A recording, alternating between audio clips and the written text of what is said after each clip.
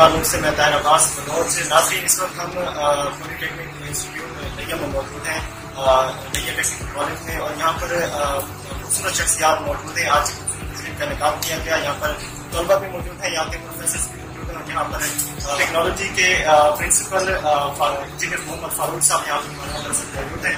नाज़रीन, उनसे बात करेंगे और आज की तकरीब के हवाले से तमाम तफसीलात उन्हीं की ज़बान में आप तक पहुँचाएंगे।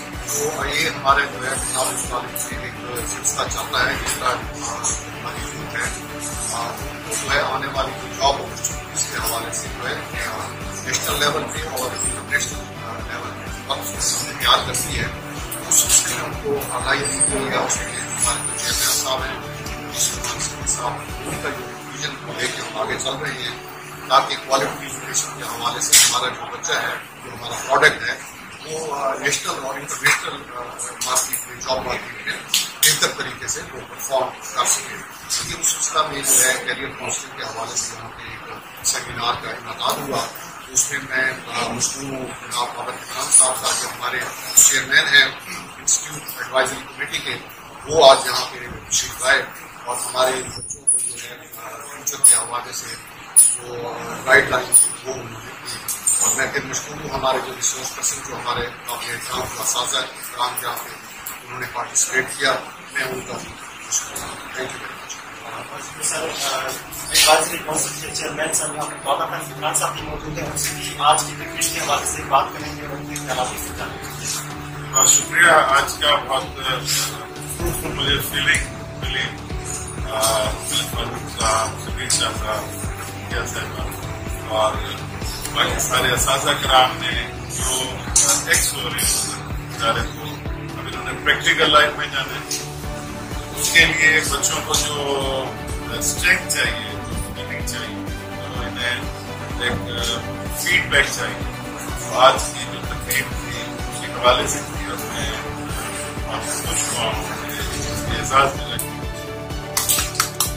टेक्निकल एजुकेशन हमारे मुल्क के लिए, पाकिस्तान जैसे मुल्क के लिए टेक्निकल एजुकेशन बहुत अहम है और बहुत ज़रूरी है। और यहाँ पर लिया में जो टेक्निकल कॉलेज है, यहाँ पर ये चीज़ें और ये स्किल जो है दी जा रही है यहाँ पर नौजवानों को, टीचर्स को, ये हमारे पाकिस्तान के फ्यूचर के लिए बहुत ज़्यादा अहम साबित होगी। हमारे साथ गुलाम शबीर शाह साहब मौजूद हैं इस तकरीब को ऑर्गेनाइज करने में और तमाम तरह जो मैनेजमेंट है उसको खूबसूरत अंदाज में पेश करने में सबसे अहम किरदार अदा किया। बात करने के बाद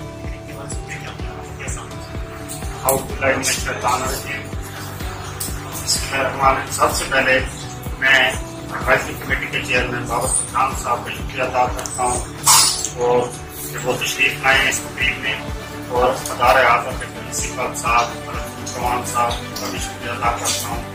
और आज की तकरीब का जो हमारा जो इसका फंक्शन था वो ये था कि सेमिनार था ईमेल अकाउंट क्रिएशन कैसे करनी है, ईमेल कैसे बनानी है और सीवी कैसे तैयार करनी है। ये सेमिनार पूरे पंजाब में हो रहे हैं।